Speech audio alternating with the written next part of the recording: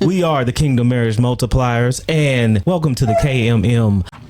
And it is Isaiah 53:5, and it says, "But he was wounded for our transgressions, he was bruised for our iniquities. The chastisement of our peace was upon him, and with his stripes we are healed." That's such a powerful passage in the Bible. The chastisement of our peace. I have heard that growing up, and I didn't understand what that meant. And I have just been praying to God for a revelation, because I would love a full revelation, or whatever revelation he gives me for Isaiah 53:5, for me to understand it in its fullness. Because I have also had relatives that have been sick, had infirmities. And I have heard relatives talk about, well, by his stripes we are healed. By his stripes we are healed. And from my perspective, I will always think they're still deathly ill. But Lord, you said by your stripes we're healed. Well, what does that mean? What does that mean? Now that I'm older, I have a revelation for that part, right? He doesn't promise us healing on this side, right? But when we are ushered into the kingdom of heaven, when he welcomes us home, the home that he prepared for us, there is no more sickness, there is no more sorrow, there is no more worry, there are no more infirmities, there are no more iniquities. And I have that part. I don't know, like that was just a Bible verse that kind of just been weighing on me. You know, like, do you ever get a Bible verse sometimes that you understand part of it? Or another Bible verse that gets me is Matthew 11:12. And from the days of John the Baptist until does that say the kingdom of heaven suffers violence, and the violent take it by force? The violent take it by force. And I'm like, oh God. Verses that you grew up with. I know I grew up hearing ministers and reverends and pastors preach on these things. And it's so interesting how they give you a sermon, they give you a message, they give you the word. Potentially everybody in the church house gets a different revelation. Yeah, and I think that's the beauty of it. I think it's the beauty of it, and the reason why more people need to have, not just Sunday service where everybody's taking from the pastor, everybody's taking and partaking in the energy that in the atmosphere and ushering in the Holy Spirit, and where we're all taking and indulging in that fact. Now you don't want to be in here, where we're all taking and indulging in that, being in the presence of the Holy Spirit. A lot of the times we run into situations to where we get so comfortable. We talked about the prophets and how media has made the prophetic like stars and entertainment, almost like glorified prophets and fortune tellers are instead of the prophet is here for warning. The prophet is coming into town to let us know what we are potentially doing wrong, what we are doing wrong, and how to avoid it, and how to get back in a place of repentance, so we can get in a revival and get past what these things that are holding us back in. And you wouldn't have that unless you had different people coming with different revelations, with different trains of thought. And that's the wonderful part about, like you said, you were pondering on this thing, and many different people can have see that, interpret that, or have a different revelation for their lives. So I think it's a good thing. Just me, I wouldn't consider myself a ponderer. Like I can pretty much, my natural way of things is I'm pretty much a quick processor. Like I'm not a person that have to ponder in making decision makings, make them relatively quick. And so me pondering over these two specific verses is just like new for me, and it could be just the Lord in his grace and in his mercy is teaching me a new way of patience, because he's not giving me the revelations like the way that I'm used to behaving, because I usually can process quickly. And he's like, well, no, my daughter, I need you to take a beat, because I don't want you to read this, get a instant revelation, and then you move on. No, this is his way of wanting more conversations with me, longer conversations with me, just releasing revelations and knowledge on his own time. Yeah, and I think that's a good thing, and I think that we are in a time, and I'm glad for the different people and the different trains of thought and the different ways of looking at. It's okay. It's like COVID. When you knew when COVID hit, it was horrible, right? People were scared and sick and all this other different stuff that goes along with that. But at the same time, everything slowed down. You had time to really appreciate what God had and what he made, and not taking for granted the things that we complain about each and every day, about just being able to do something without being lectured or without having to worry about someone's physical health every day. Mm-hmm. So it is a good. I think it's like you said about the gentle nudges. I think it's a way to get you to really slow down and think. But to take it back, and I know you were talking about the first verse you were talking about. Yes, Isaiah 53:5. Okay. You want me to read it again? Okay. It says, "But he was wounded for our transgressions. He was bruised for our iniquities. The chastisement of our peace was upon him, and with his stripes we are healed." Okay. And when you said that, you were thinking about all of our healings not coming in the physical realm, and I agree with you about with that. But I also believe that a lot of the things that we think that we can't get healed from, or a lot of the things that we think that, okay, well, a doctor is saying this and that must be true, or there is no more hope. They told my mama she was going to be healed of this and she wasn't healed. And now I don't really believe it. Maybe all of my stuff is on the other side. Maybe I'm not meant to have, or maybe I'm not meant to be healed or anything on this side. It just is what it is.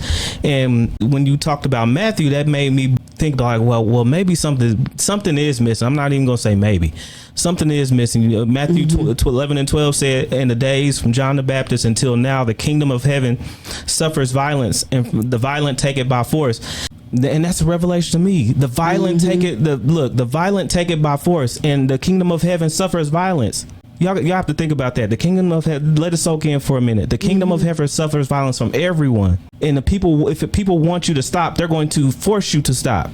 If you are scared, if you don't have the peace of God, and have to understand that you can go up against anything, you will fold. And he made you a certain way. He made you to fight too. It's not for you just to bend over and fall over. You take it by force too. Mm-hmm. So if you know you are sick, if you know you are in need of a healing, something's just not right in your home, and my finances need to be changed, and my family needs to be changed. Mm-hmm. You need to get violent. There's no way that you're going to be dropped in a battlefield with a rifle. Somebody's going to come towards you, and you're going to say, "Peace, my brother." No, you're going to pick up that gun and try to defend yourself. At that point in time, why you're there, what president put you there, what Congress signed the bill, doesn't matter. All you're trying to do is preserve being here on this planet. You don't want to die. You don't want to be taken away from your family and your children. So you're going to do whatever you can at all costs. I'm simply saying, why not take that same attitude? Why not take that same violence and vigor towards pressing forward for your breakthrough, pressing forward for you to get healed or something, for doing anything and everything that God told you that he will bless you with on this earth. Why all of a sudden we come from the hood, we come from the streets, we know what it is to eat ramen noodles every day, we know how it is to struggle, but we know how it is to fight when people trying to run you out the street. But all of a sudden we get saved and we get weak.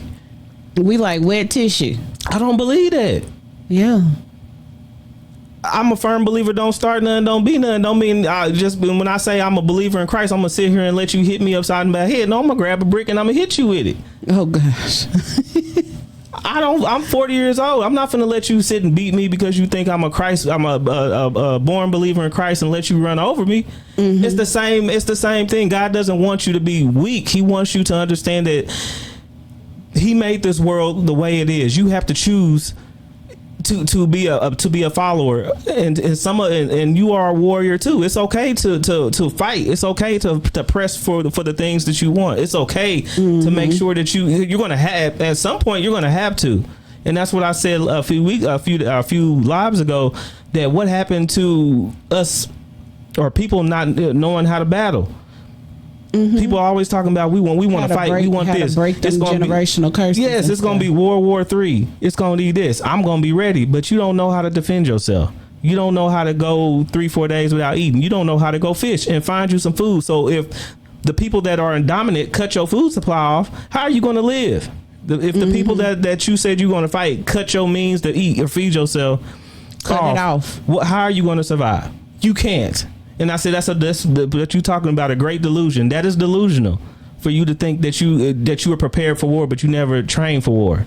That you can go into battle, but you never trained for battle. I think people think that a light bulb will go off in that moment, and that's delusion. And that's delusion. And that's the strong delusion. I've been guilty of delusion. Look, this is a running joke in my house about me being delusional. Yes, and it's okay. I think it's funny, but after a while, I kind of think back to myself. I'm like, yeah, I need to make sure that I know when I'm in a strong delusion and how to rein myself back in. But what you going? No, Ty had said something. She said, yes, there are things that are loosed in heaven that need to be loosed on earth. We have to bind and loose things, and it will not just be given, because we do battle against principality that does not want us to have, but the battle is won. We just have to receive. Obedience is better than sacrifice. Let's start there. People don't want to get up and fast either, or forgive and apologize. That part. Yeah. All of that. All of that.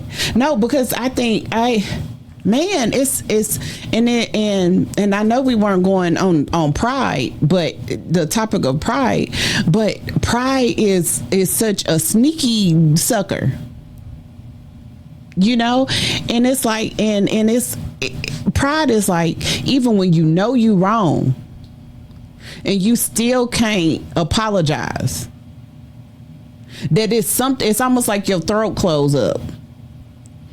You are prohibited from apologizing, from admitting that you wrong, admitting that wasn't right and I shouldn't have did that.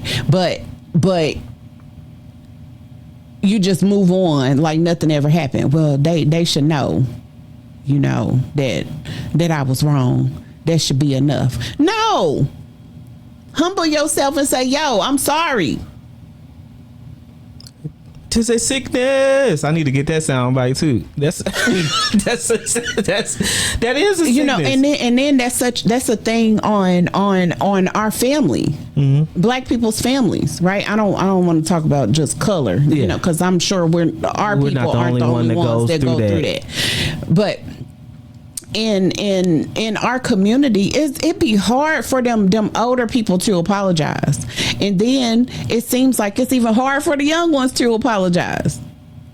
It just seems like it's hard for all of them to apologize, and I'm like, this is crazy, because even me sitting up here sharing a lot of my upbringing, I can honestly say that my parents did not apologize, and if they did apologize, baby, it was years in between the apologies. Well, we didn't get no apology. No, but that's unfortunate, because the thing about it is the anger makes you sick, unforgiveness makes you sick, bitterness makes you sick, pride makes you sick. All of these things that somewhere along the line our bloodline picked up and decided that they was gonna partake in, and now they got all of these infirmities. Yeah. You sit up here, you wondering why nothing in your life holds its form. So what I mean is like, if anything that you put together, it always crumbles. Because you're not sitting up here paying attention to your actions. You just feel like, well, I am the way that I am, and that's just, it is what it is, and people can take it or leave it. So you mean that that we need to accept, because you're vile and disgusting and rude and impolite and bitter and angry, and just because you said that that's the way that you are, I have to take it. The devil is a lie. That sounds like, baby, you are bound and you don't want to be untied. And if that is your life's goal, then get away from me, because I refuse to live my life bound. Like, that's crazy work to me. It's like people real talk think that being aggressive and angry is okay. People think that lying is okay. Like, you straight up liar. Like, not that you just lied one time, but you done straight up made it like almost like breathing is how easy lies flow from your lips. Rebellion. You just rebellious. Like, you just don't got no darns to give. And people, like, It's like, do you know what is coming for your head? Like, it's a difference between willfully sinning and the accidental sin, okay? Because the accidental sin is like, okay, Lord, I did do that. Lord, I cursed, or, you know, Lord, I got a little too angry, or Lord, I really ain't forgave that person. I'm sorry. Like, Lord, every time I think about it, the heat rise from my collar. Father, forgive me. Like that stuff versus you just lying, you just a fornicator, you just rebellious, you know, you covetous, you know, participate in covetousness, you participate in gluttony and slothfulness and procrastination, and you just don't care. Yep, I know the Lord, he don't like none of that. Well, I think that's what his words say, but he created me this way, so if he had a problem with it, then he should have did something different. The gall. And then that takes me back to your freedom of to choose. Yeah, you get the freedom to choose. You get the free choice. But it behooves me that people don't understand the back end of that, which is to me is the most important in that statement. What's that? is you get the freedom to choose. However, in your choice, you better be prepared, because you don't have control over what comes behind whatever decision you make. So you better choose right. Yep, there's always a consequence.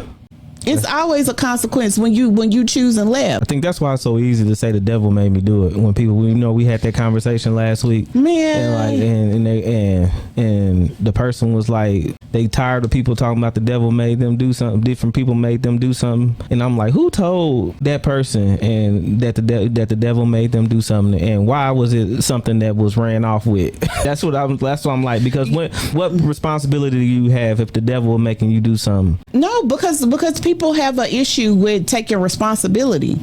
Half the stuff wouldn't be happening to you if you took responsibility, because you will be like, okay, well, I shouldn't have been there, so let me not go back there anymore, because the last time I went there, XYZ happened, so let me keep myself from going up. That's you taking responsibility. I shouldn't have been over there in that corner, and now I'm not gonna go back.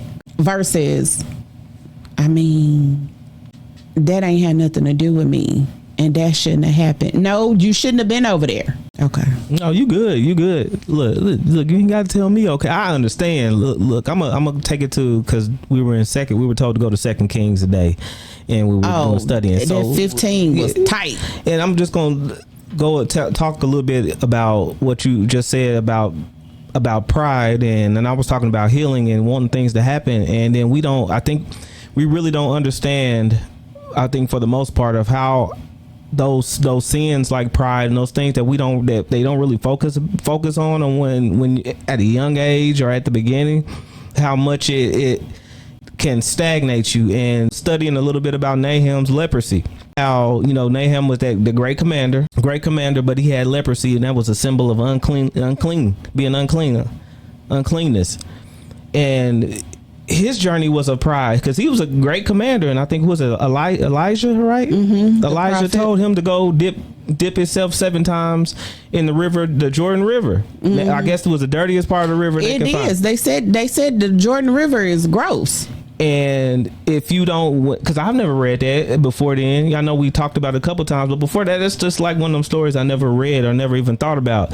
But when you first think about it, it's like, you think it's like, okay, well, is it, your first mind is this a part of the river that holds something dear, or a special part of this river, and why was it this part of the Jordan River, and why was it the nasty part, and is it something that, well, Christians have to go through all this dirty stuff and nasty stuff in the Bible to be able to get healing, and that's the place your mind takes you. But then you really think about what kind of person Nahum was, and if he was up that high on a high horse, his pride had to be stripped. He had to each dip in that river had to be a part of his flesh and his pride being stripped, broken before he could even receive the healing that he had for him. You can't receive healing if you're full of pride. Mm-hmm. If I don't like this person, and I know that person is a man or a woman of God, and I don't like that person, even though our personalities don't match, I know that God has something on them, and that could be my key to getting healed. But man, I don't like that person. Yeah, and so that you person- walking in bondage. and God has that person set for you to get healed by, set for you to get your blessing by, but you are hell bent on not going and talking to that person because you don't like them. That's what stupid. that's what that was. You're gonna miss you got leprosy. You're potentially gonna fall apart and die. You can be healed, but your pride has to be broken before you can be healed. That was a powerful part because we missed that. A lot of us missed that because it's simple. You know, it's not about committing adultery or stoning somebody that was sleeping with somebody's husband. That's straight up your pride is stopping you and delaying you from getting healed. Are you going to die in that bondage? Okay. Or are you going to get Where's the Jordan? Point me to the nearest Jordan. Okay, because baby, you ain't gotta dip me. I'll dip myself. Yep. But it's crazy because this stuff is. It's like your greatest is on the other side. Your greatest is on the other side. And you over here bound by emotions that's forever changing. Your emotions are not solid.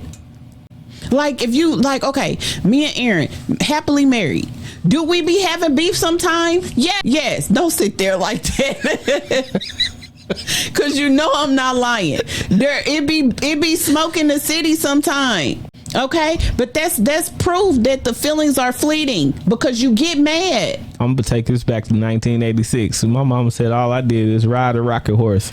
If your mama was alive, okay, baby, if she wasn't in glory, okay, I will call her right now so I can debunk you. Okay, what I'm saying is.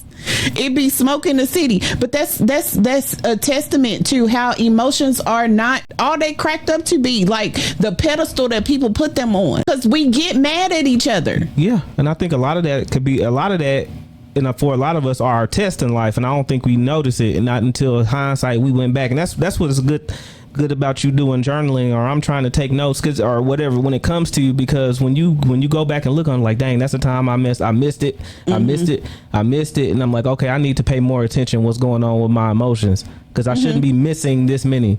But yeah, go ahead. And then it's like, but then we be peachy keen. So and I'm talking about but people will crash out behind some emotions that next week you won't even feel like that. In the morning you get a good night's rest, you won't even feel like this tomorrow. No, you didn't say everything you can say about somebody on social media. Okay, and all your business is out there. Lives will forever be changed, and then 2 days later you don't even feel like that no more. You ain't even that angry no more.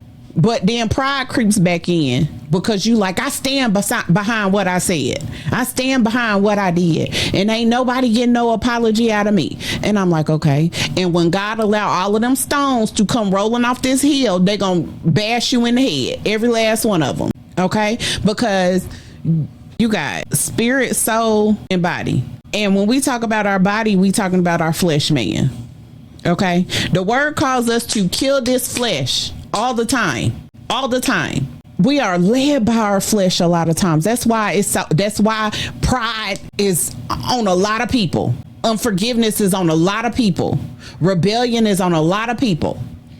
Gluttony, morbid obesity is on a lot of people because you are driven by your flesh. When the thing about it is that our flesh wasn't even supposed to be the man in charge. Your spirit was supposed to be the man in charge. So the spirit is essentially anorexic, okay? While the flesh is morbidly obese. I feel you. Because somewhere along the line we done decided that this flesh is supposed to rule. But the word calls us to kill this joker all the time. Like, be relentless in making your flesh submit. But then there you go with another word. Don't nobody want to submit to nothing. Oh, YOLO, I only got one life to live. And then hence why people be crashing out, because they only got one life to live. And I'm like, you not even realizing, you just got death all in your mouth. Like let me chill. Everybody chill. Everybody chill. Everybody relax. Okay. Relax. No, I think it's such a good. That's so good. That word is so good. I mean, it can go so many ways. All those battles, all those shackles that you can't get away from. No, you don't want to get away from. Yeah, it ain't that you can't. It's armor. It is armor. On the other side, it's a protection. That pride is going to protect me from being hurt. That pride is going to protect me from feeling stupid, because sometimes what you do or the decisions you make might seem and feel and might be outright stupid, and you have to deal with that. That pride is armor to protect you from that. But the thing about it is that whether you're proud or not, stupid is on both sides. Just because you proud don't mean that what you said or did is not stupid. Yep. Just because you proud doesn't absolve you from the stupidity. Yeah, but it's that what you say, the great delusion. No, the Lord said that, but yes, I be telling people that. I said, now the Lord will send you a strong delusion so that you'll believe the lie. Okay, look, now if you want me to pull that one up, I can pull that one up as well. Okay. Look, and I didn't even look at that. Look, it said forgiveness leads to repentance. Oh, think about that. Okay, think about that. Pride in thinking the gifts God has given you are yours, and He said, "Go pray for them. Go pray for them."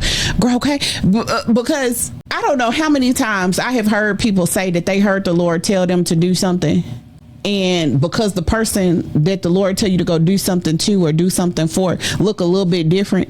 So, like we'll say a less fortunate person, okay. And because they look a little disheveled and they might not be as clean, right? And they look like they just experiencing a struggle right now. And the Lord tell you to go pray for that person. And you like, maybe I misheard. Let me go on. You mean you worried? That's what I be saying, man. I don't want no smoke with God. And that right there, that part, what do you say it was? That pride or whatever you calling it. To not look at that person is the reason why people jump out the window with giving their stuff away and not being rich or not having wealth as a Christian. And it doesn't have to be that extreme. That's what I'm saying. Let me tell you, the Lord, he been working. If you break that stupidity off, if you break that little part off of you to say, I'm not going to speak for that person, because that's just showing you what kind of person you are. That's why God won't allow you to have a lot, because if you in that frame of mind, if God gave you everything you want a lot and He blessed you with that, you ain't gonna help nobody. No, you ain't gonna look at nobody twice. You just gonna like, hey, I'm just gonna. Now you just what that saying go. Money don't make you change. Money just enhances what's already inside of you. Okay, it gives you the bravery. What Tiffany said, she said right now, because you ain't really rich, right? You less fortunate. You just the upper lesser fortunate person in society. Okay, and you can't afford to be a jerk right now. Yeah. you got people that need help from. Yeah. Okay. But let God open up the windows of heaven and pour. So now you're gonna be a rich jerk. Yeah. Cause right now you can't afford for the jerk to bubble up out of you too often. Right? You gotta kind of keep that suppressed. Okay, because you don't want nobody to pull your coattail. But God open up these doors and pour these blessings out upon you. Oh yeah, now I can really afford to be a jerk. Goodbye. No, but it doesn't have to be that way, and all you have to do is break that. You can break that stuff. You can change. No. You can. I mean, yeah, I get what you're saying. It is a curseful way of thinking that you can't come out of that stuff. But you're gonna have to. It's a job and it's a fight. It's uncomfortable. It's uncomfortability. You have to get comfortable with being uncomfortable. I think the quote was what Mike Tyson said this. Oh Lord, that you have to love. You have to get to a point to where you love the things that you don't like to do.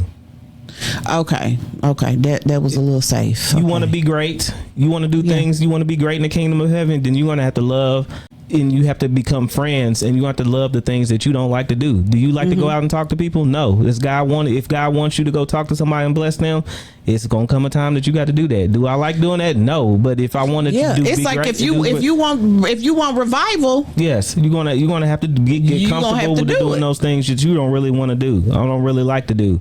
Yeah, greatness doesn't come from just sitting around and doing whatever it is you want to do that makes you feel good. Nobody ever got great doing that. I don't care what it is. If it's in the secular world, or if it's in the ministry, in your ministry, in the world of gospel, you're not going to do anything sitting here and not doing anything. You're going to have to get uncomfortable. No, I don't feel like speaking about the word because I feel like I'm not a theologian, or I'm not polished enough, or I'm not in a place in my life to where I can bless somebody. I'm just going to continue to wait until God turns me into this magical being, and then it's never going to be like that.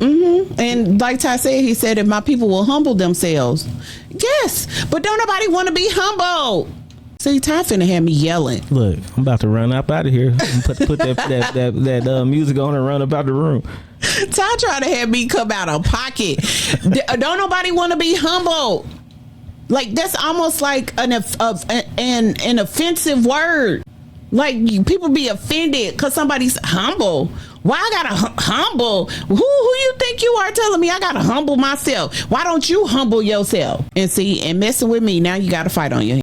Yeah, no, everybody chill. Everybody chill. Look, it's easy. It's right there. It's simple. I'll say it like that. It's not always easy. It's simple. The Lord has made this world that we live in with rules. I tell you, I continue to tell you that because I love science. I love the science he does. I love the law of thermodynamics. I love the laws because it's a one place in the world, in the atmosphere, that you cannot break. I can say something to you and lie to you, or I can tell you I'm going to do this and then not do it, but you cannot break the laws that the Lord has governed this world with, in this universe with. There are supply and demand. There's there is up and down. There's gravity. Whatever every action has an equal and opposite reaction. These are things, and don't think this world and this walk does not operate in the same fashion. If you want great things out of life, you're going to have to put those great things in it first. You have to deposit that in there, in that machine, before you can get the output from that machine. You're not going to be able to sit back and not put into that machine and think that you're going to reap from it.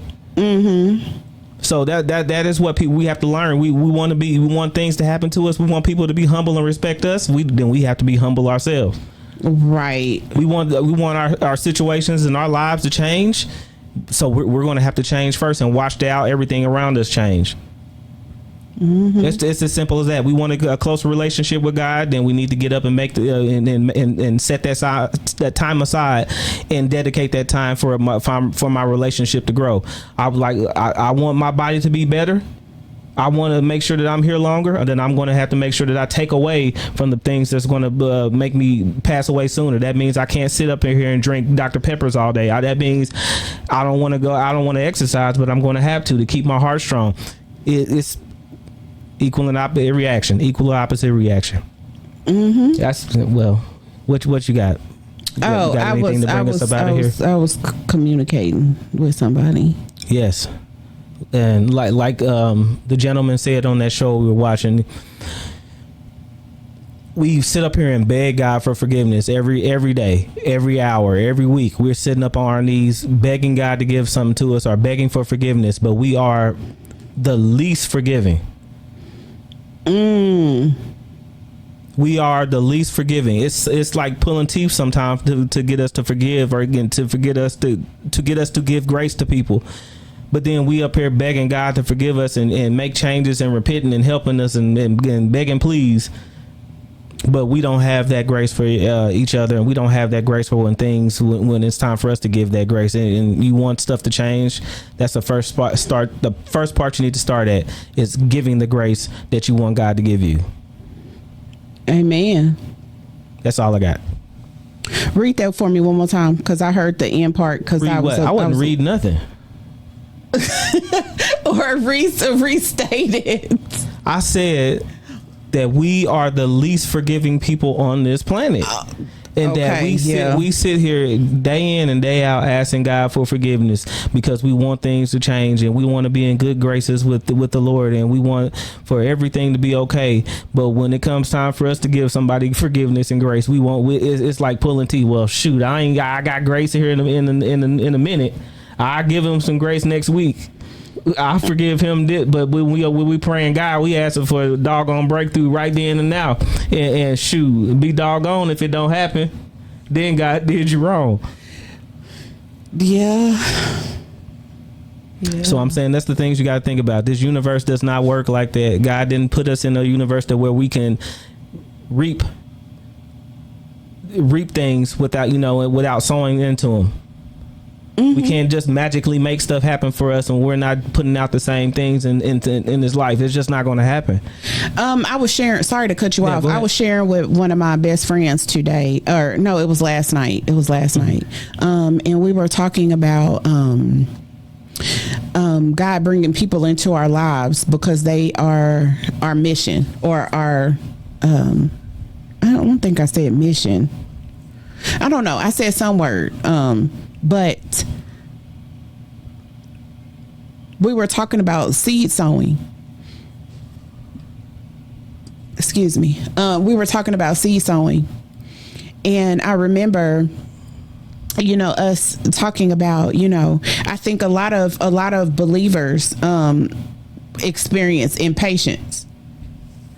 And because we feel like, or we think that because we planted the seed that we're supposed to experience all the phases of when we planted said seed. And I'm like, God didn't tell us that. So there we go again with a strong delusion, because that's a lie. God didn't tell us that we was going to be there, that every seed that we planted, you was gonna get a time lapse view, like when you're watching a plant grow on the internet. And I'm like, no, because see, here's the thing. It's like, yes, there are things in our lives that we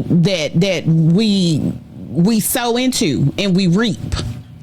Okay, but there are also things. Sometimes we sow into other beings, like we sow into people. That doesn't mean that we gonna have a front row view on what that entails, because sometimes it's like, let's take Ty for instance. It might be for us to plant a seed in Ty life, and then it might be for somebody else to go and water it, and then it's another person that comes by and prunes it, and then it's another person that comes by and they reap the full fruit of that harvest. That's four people, four different sets of people. And so I'm like, our people, boy, we got some entitlement issues. Boy, entitled, impatient, prideful, unforgiving. What else? Disobedient. It's so much. And we wonder why things don't work out the way we want to work out. When you have to get beat from each one of them, you got to remember it's consequence from each one of those, and you're gonna have to get beat for each one of those before you can get through to the other side. And that's what people don't understand. You can't just be operating in that and then expecting the full glory of God. Yep, she said, I hate being rejected, and what do you know? God is always putting me in situations to be rejected. Yes, and it makes her very uncomfortable. That's because it's like, because God it ain't fully broken off of you yet. It's some resistance there. It's some resistance there on your part, because God is like, baby, I don't want you to be bound by rejection. Right? Because that rejection came from the enemy. Like our loved ones that put us through things, that hurt us. Right? They not doing it on purpose. They just a conduit. It's an open door in their life for their spirit to come in and use them. And then they inflict whatever from their spirit up on you, and you the innocent bystander. And then so you gotta bear that right? Until your eyes are open and you realize that this ain't that and that over there is wrong. But now this rejection has latched onto you, almost like a second skin. And God is telling you, no, baby, I want you to shed that. That's why he keep bringing it up. And that's his grace and his mercy, because he could leave us alone, right? And then pull our car and say, it's time for you to come home. Yeah. And then tell you, depart from me, I know you not. Yeah. So this is his grace. And I get it, it's hard. Yeah. Okay? It's hard. It is hard to shed these things. And it's like, but God, I know you got me. I know that there's nothing new under the sun. And God, I know that you know my pain.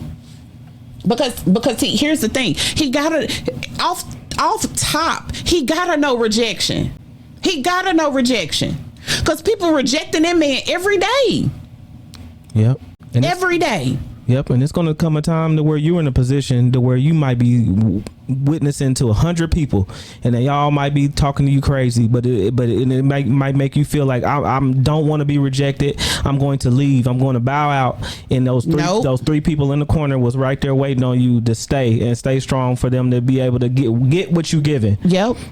Yeah, and that to pick up what you put down. This is what God is trying to mold and refine from you, because he's going to put you in a position to where he needs you to do that, because we're going to be up against opposition of which we don't understand. He understood, but we don't understand it like that. And it's going to come a time to where you're going to be in that position to where you need to stay strong, and it's not for you to move or run away and bow out to the rejection that you could have did at one time. Yeah, and it's going to be a time, and it's coming. That's my prophecy to you. It's coming, and you're gonna have to stand 10 toes down. You're gonna have to stand 10 toes down, because the thing about it is that, like I have been telling you, I don't want to hear nothing but well done. I don't want to hear no, well, Carrie, welcome into the kingdom of heaven. You barely made it in. What? You know what? I ain't even gonna turn my invite down. I'm gonna be like, you right, Lord. Thank you. I receive it. Yeah. But I'm saying, like, I'm trying to hear, well done, thy good and faithful servant. I'm trying to make sure that, God, whatever cup you give me and you fill that cup up with whatever you want to fill that cup up with, God, that cup is empty. The cup is empty.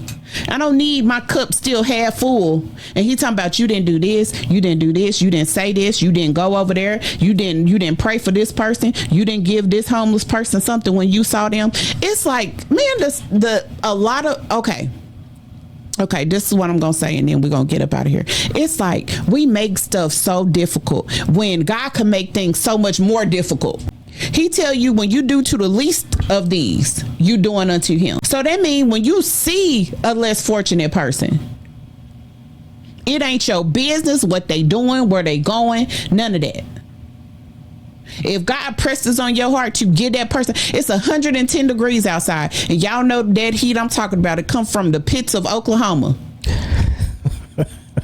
Okay? You know the heat I'm talking about. And God tells you to go in that gas station and you get that person 3 bottles of ice cold water in a bag of ice. You better skip your behind up in there. Oh, I'm worried about what I look like. You see what I got on? I don't want nobody to see me. Oh, okay. God tell you, you need to go over here and you need to pray for this person. Well, the church just let out. I don't think I need to be walking up over here and praying for somebody. Oh, okay. Okay. You see this person in Walmart and they struggling. Why don't you give them a smile? God press up on your heart to smile at this person. Help them with something. Just simply ask them, hey, how you doing? How you doing today? I'm feeling good. I'm feeling great. And I just decided that I was going to speak to one of the first people I saw. No, Lord, I don't want to do that, because, Lord, you know, I don't like talking to strange people. You know, Lord, I just be trying to get in and out. Oh, okay. You think that man ain't up there putting a check by everything your disobedient behind didn't I do? Lord, I was just angry that day. I told you there will not be an excuse that will satisfy. And it's like, these are some of the easier things that he calls us to do, when he could be telling all of us to pack our bags up and move to the middle of nowhere and live off the land and make you do it. But we are surrounded by comfort, and he gives us the comfort in his grace and in his mercy. And then he asks us for a little bit, and we don't even want to come up off that. But on the other end, we over here begging and pleading the blood. That's what I said. So there another word. So we double-minded. Don't hurt him. Okay, I'm done. I'm through. It's all for his glory. It's all for his glory. It's all for his glory. Oh man. Yeah, we need to look. We gonna get it. We gonna get it out and get it to you. I promise you. Look, everybody, I thank you. I thank each and every one of you that listen. I thank for each and every one of you on YouTube that came through and liked the channel. Just keep sending the people out. Keep watching the content. Please share. That's all we ask for. We don't ask for any money. We don't ask for anything. But look, it's okay. It's okay. It's a work. We got every day that God gives us on this planet is a blessing, and we got time to do better. So don't take advantage of it. That's all I got, baby. Hey, you know what to say. So it is our pleasure once again to meet you all here.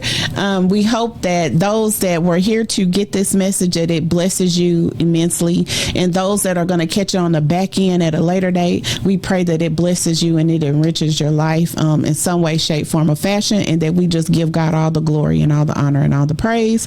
And that's it. That's all. Okay. Love you. Bye. Get out of here.